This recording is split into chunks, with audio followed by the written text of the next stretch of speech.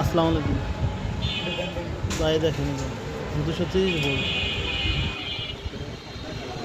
200 volt, 100 আছে, 125 volt, 125 volt. আমি যদি ভোল্টেজটা বাড়াই, দেখেন 142 হলো না, এখানে ভোল্টেজ হচ্ছে 154,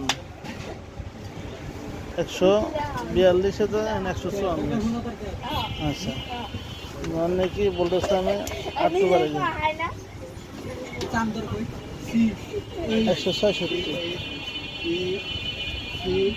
66, এখন হচ্ছে 210, 9-10 হচ্ছে যখন নাকি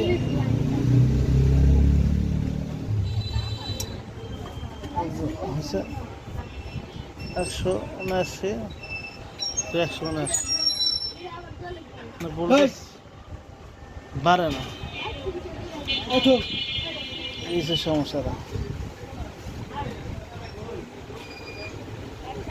220, 220,